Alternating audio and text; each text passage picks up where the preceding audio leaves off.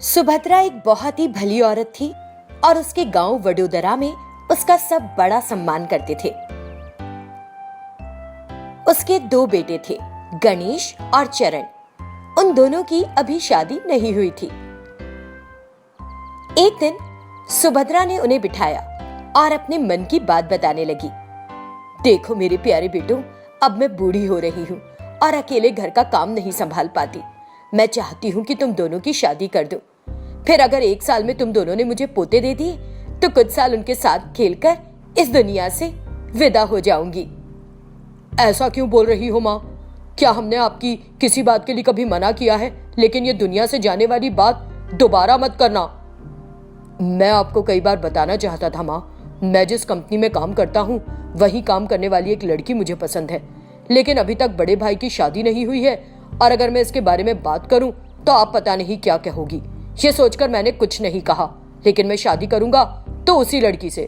अरे अगर तुमको वो लड़की पसंद है तो हमें बताना चाहिए था, हम बहुत पहले ही तुम्हारी शादी कर देते। तुमने अपने दिल तक रखी बात। देखो गणेश, तुम्हारे भाई ने तुम्हारा इंतजार किया क्योंकि वो तुमसे पहले शादी नहीं करना चाहता। अब तुम बताओ कि तुम्हारे मन में क्या है, अगर तुम्हें भी कोई लड़की पसंद हो। माँ, भाई ने अच्छी पढ़ाई की है और अब एक अच्छी कंपनी में काम करता है। ये तो आज का मॉडर्न लड़का है, मैं तो एक सीधा साधा लड़का हूँ, मुझे ये सब नहीं पता। ठीक है बेटा, मैंने तुम्हारे लिए एक लड़की पसंद कर रखी है और मेरी इच्छा है कि तुम उससे शादी करो। क्या मैंने कभी तुम्हारी किसी बात से इनकार किया है माँ? जैसा तुम चाहती हो वैसा ही होगा। फिर सुभद्रा ने अपने दोनों बेटों की शादी करवा दी। दोनों बहुएं घर आईं और घर खुशियों से भर गया। बड़ी बहू गरीब परिवार से थी और छोटी बहू धनी परिवार से। धीरे धीरे घर में ये फर्क हावी होने लगा। सुभद्रा ने सोचा नहीं था कि बड़ी बहू इतनी जल्दी घर की जिम्मेदारी संभाल लेगी। वो सुबह जल्दी उठकर घर की सफाई करने शुरू करने लगी। इसी बीच छोटी बहू जाग गई और बिस्तर से ही चाय के लिए चिल्लाने लगी। तुम्हारी देवरानी तो बिस्तर से ही चिल्ला रही है, जाओ और देखो उसे क्या चाहिए। उसे चाय चाहिए माँ जी, बड़े घर से आई है ना, उसे बेड टी की आदत होगी, अभी जाकर देती हूँ। ठीक है माँ जी, आप बैठिए, झाड़ू खत्म करके सीधे चाय बनाकर दूंगी। वो तुमसे छोटी है, इसीलिए उसे खुद को नए माहौल के हिसाब से ढालना सीखना चाहिए। माँ जी, अभी अभी तो आई है, छोड़ दीजिए इस बात को। इतना कहकर पावनी ने चाय बनाई और देवी को देने चली गई। चाय की एक चुस्की लेते ही उसने कप फेंक दिया। ये चाय है? मेरे लिए फिर कभी चाय मत बनाना तुम, एकदम बेकार। क्या हुआ बहन, ऐसे क्यों बात कर रही हो? मैंने तो बड़े प्यार से तुम्हारे लिए चाय बनाई। तुम्हारी बहन कौन है? मैं तुम्हारी देवरानी हूँ, बहन नहीं। तुम कहाँ और मैं कहाँ? हमारे घर के नौकरों की जिंदगी भी तुमसे बेहतर है। वो तो पता नहीं क्यों मैं ऐसे घर की बहू बनकर आ गई, लेकिन मेरे साथ कोई रिश्ता जोड़ने की बात मत करना, समझ गई ना? हाँ। देवी की बात से पावनी आहत हुई और उसे बुरा लगा। उसने तुरंत सब कुछ अपने पति गणेश को बता दिया क्योंकि उससे अपने घर का अपमान बर्दाश्त नहीं हुआ। देखो पावनी, हमें बड़ों की बातों को भूलना नहीं चाहिए। तुम घर की बड़ी बहू हो, एक दिन ऐसा आएगा जब तुम्हारा अपमान करने वाली तुम्हारी प्रशंसा करने लगेगी। धीरज रखो। समाज में सम्मान होना जरूरी है जी, हमें भी कुछ करना चाहिए और अपना नाम बनाना चाहिए। पावनी, मैं ज्यादा पढ़ नहीं सका, मेरे भाई ने अच्छी पढ़ाई की और एक अच्छी कंपनी में नौकरी हासिल कर ली। अब हम क्या कर सकते हैं? तुम्हारी एक पुरानी दुकान है जिसमें अब कुछ नहीं हो रहा, क्यों ना हम उसे ठीक करके एक बार फिर से दुकान शुरू करें? मैं तुम्हारी मदद करूंगी, हम दोनों साथ काम करेंगे, हमारी भी कुछ कमाई हो जाएगी। गणेश को पावनी की बात पसंद आई और उसने तुरंत अपनी माँ सुभद्रा से बात करके एक बार फिर से नाश्ते की दुकान शुरू करी। घर में बड़ी और छोटी बहू की बन नहीं रही थी, इसकी जानकारी सास को भी थी। ऐसे ही दिन बीत रहे थे। एक दिन अचानक सुभद्रा को चक्कर आया और वो बेहोश हो गई। दोनों बहुएं घर पर ही थीं। माँ जी, माँ जी, क्या हुआ माँ जी? उठिए ना। क्या हुआ होगा, अभी बूढ़ी हो गई हैं तो चक्कर खाकर गिर पड़ी, इन्हें तो बिस्तर पर ही पड़े रहना चाहिए। पावनी ने गणेश को बुलाया और दोनों सुभद्रा को लेकर तुरंत अस्पताल गए। डॉक्टर ने उसकी जांच की और जो पता चला उसने दोनों को चौंका दिया। देखिए, इनके पेट में सीरियस इन्फेक्शन है, इनका तुरंत ऑपरेशन करना पड़ेगा। इसमें 2 लाख का खर्चा आएगा। पैसे की व्यवस्था करके काउंटर पर जमा कर दे ताकि हम सर्जरी जल्दी से शुरू कर सकें। डॉक्टर की बात सुनकर पावनी और गणेश चिंतित हो गए। उन्होंने तुरंत जाकर अपने छोटे भाई से बात की। देखो भाई, तुम बहुत समय से एक अच्छी कंपनी में काम कर रहे हो। मेरे पास ज्यादा पैसा नहीं है। माँ के ऑपरेशन के लिए जल्दी कुछ करो। जैसे ही गणेश ने ऐसा कहा, देवी बीच में बोल पड़ी। देखिए जेठ जी, मेरे पति के पास इतने पैसे कहाँ से आएंगे? आपने भी तो हाल ही में नाश्ते की दुकान शुरू की है। आपने भी तो कुछ पैसे कमाए होंगे। आप वो खर्च करना नहीं चाहते और मेरे पति को लूटने की कोशिश कर रहे हैं। देवी की बात सुनकर गणेश का चेहरा गुस्से से तमतमा गया, लेकिन उसने खुद को नियंत्रित कर लिया क्योंकि वो उसके भाई की पत्नी थी। पावनी अपने पति को एक तरफ ले गई और बोली,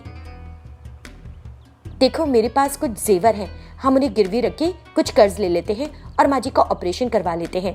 अपनी कमाई से हम धीरे धीरे कर्ज चुका देंगे, लेकिन अभी हमें माँ जी को बचाना है।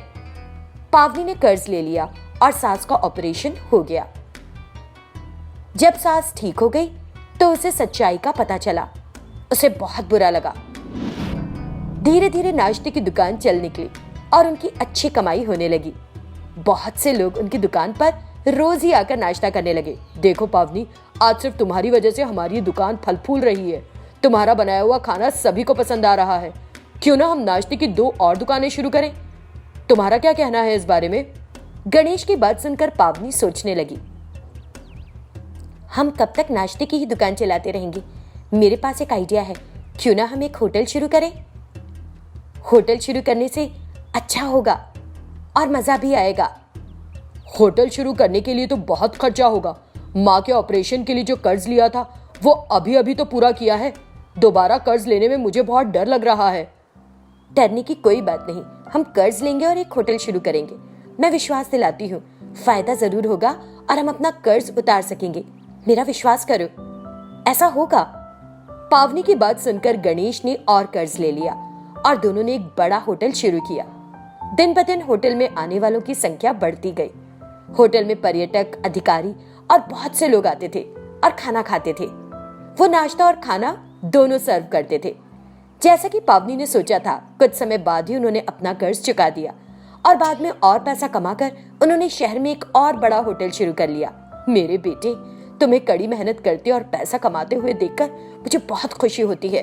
मुझे लगा था कि पता नहीं तुम क्या काम कर सकोगे, लेकिन तुम्हारी पत्नी ने तुम्हें मोती के समान ढाल लिया। मैं तुम दोनों को देखकर बहुत खुश होती हूँ। तभी देवी और चरण वहां आए। माँ जी, मैं... क्या हुआ बहू, तुम कुछ कहना चाहती हो? कहो ना। हाँ, मैं आपसे कुछ बात करना चाहती हूँ। हिचकिचाओ मत बहू, मुझे बताओ। अगर तुम नहीं तो कम से कम बेटा चरण, तुम तो बताओ, क्या हो गया है? माँ, मैं बहुत दुखी हूँ। हमारी कंपनी घाटे में चल रही है। लगता है जल्द ही कंपनी बंद हो जाएगी। हमें कंपनी को 5 लाख रुपए चुकाने हैं। हमारी कंपनी को मालिक हमें तुरंत पैसा चुकाने के लिए मजबूर कर रहा है। इतने पैसे नहीं हैं। हे भगवान, अब तुम लोग क्या करोगे? तुम मुझसे किस तरह की मदद चाहते हो, बताओ। कुछ नहीं माँ जी, ये घर आपके नाम पर है। अगर आप घर के कागजात इनको दे दे तो कुछ समय के लिए वो लोग शांत हो जाएंगे। फिर हम उनका पैसा चुका देंगे और हमें कागजात वापस मिल जाएंगे। छोटी बहू की इच्छा के अनुसार सुभद्रा ने घर के कागजात गिरवी रखने के लिए दे दिए। 6 महीने बीत गए थे।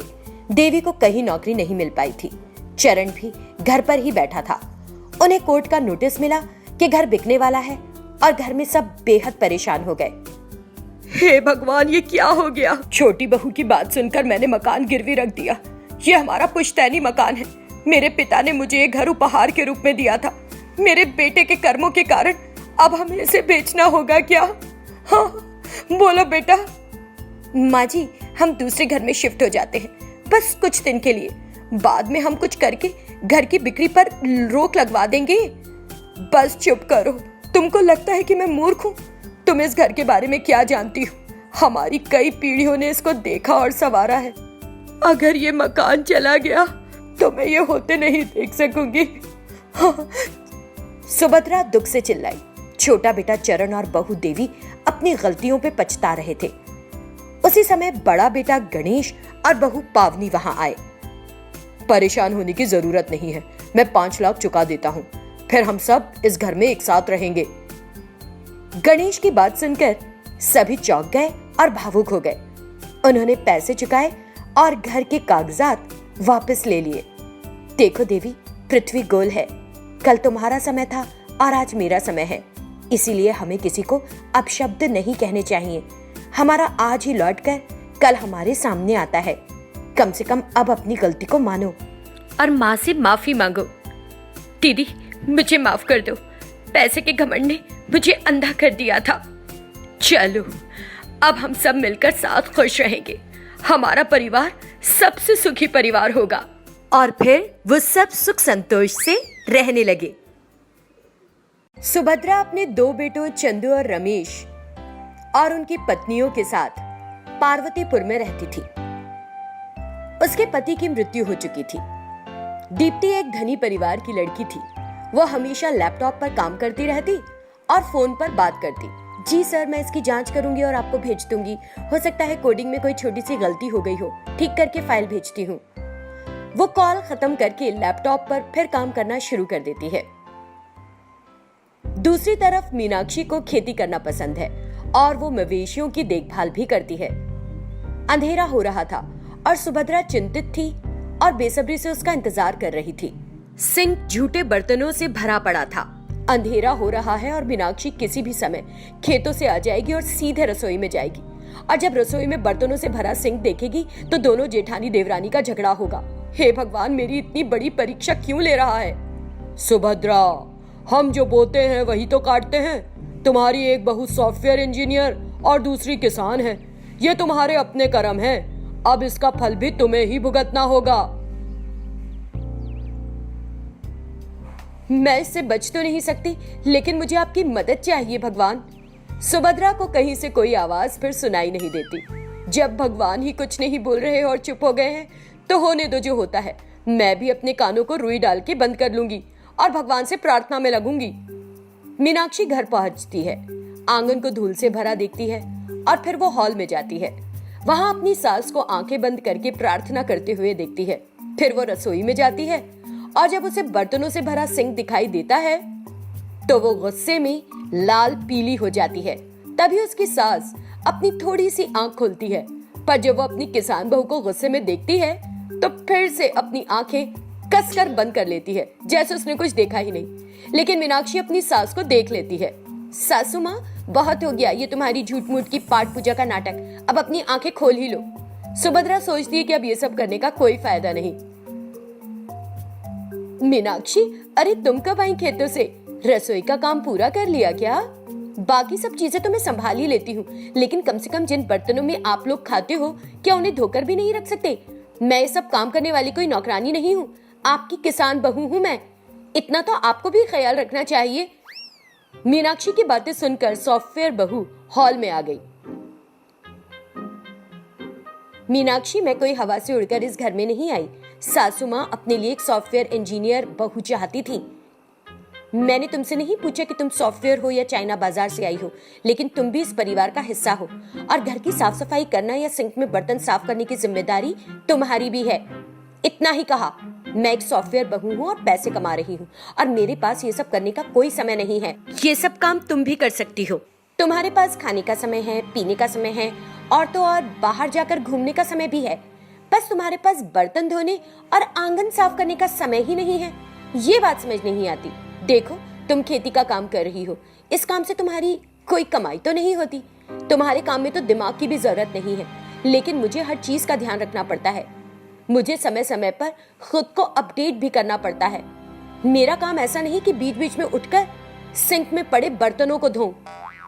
ये क्या बात है? हर बार तुम यही कहती हो कि मेरी कोई कमाई नहीं। तुम इतने ताने क्यों मारती हो? देखो, एक बात ध्यान से सुनो। इस पूरे घर में मैं ही कमाने वाली सदस्य हूँ और तुम में से किसी के पास कोई नौकरी नहीं। सब मेरी तनख्वाह पर निर्भर हो। हमारे पतियों के पास भी कोई नौकरी नहीं है। याद रखो, मेरी तनख्वाह से चलता है ये घर।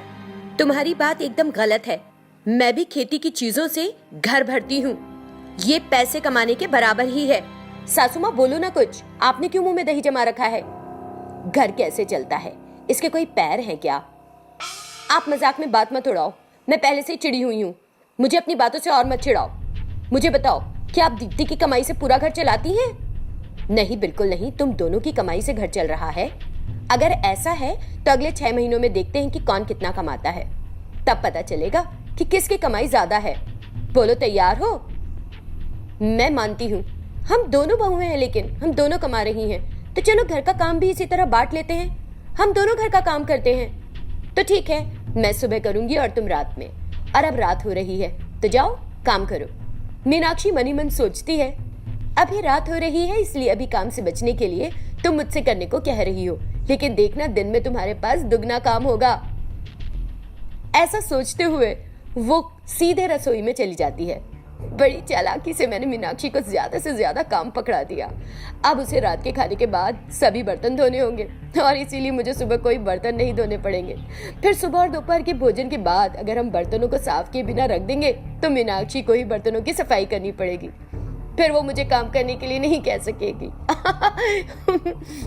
ऐसा सोचकर वो भी वहां से चली गई। सास सुकून से थी कि चलो अब दोनों बहुओं के बीच काम का बंटवारा हो गया है।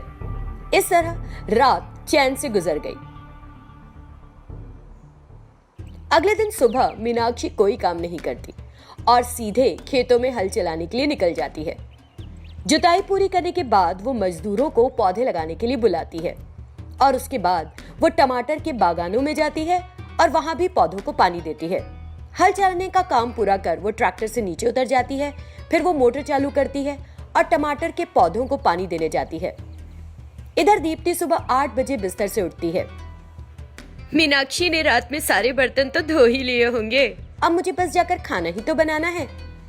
ऐसा सोचकर दीप्ति सिर्फ खाना बनाने के लिए रसोई में आती है। चूल्हे पर गंदगी और सिंक में झूठे बर्तन देखकर वो चौंक जाती है। वो काम करती ही जाती है और मन ही मन मीनाक्षी को कोसने लगती है। मीनाक्षी टमाटर के बगीचे के पास सिर पर एक बड़ी टोकरी लिए रंगैया को आते देखती है। ये सब क्या है मैडम? ये बची हुई सब्जियों और उनके छिलके से बनी खाद है। इसे जैविक खाद कहते हैं। आप उस खाद का क्या करोगी? तुम्हें बगीचे के बीच में बिठाकर खिलाऊंगी।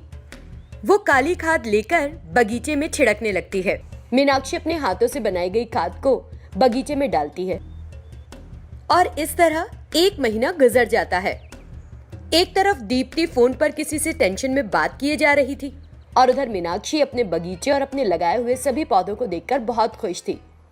वो सारे टमाटर और धान बेचती है और अपने कमाए हुए पैसे लेकर घर आती है। दीप्ति भी अपने हाथों में वेतन लेकर उत्साह से हॉल में आती है। दोनों आकर अपनी सास के सामने खड़ी हो जाती हैं। तो आज मेरी दोनों बहुओं के नतीजे का दिन है। चलो सॉफ्टवेयर बहू, तुमसे शुरू करते हैं।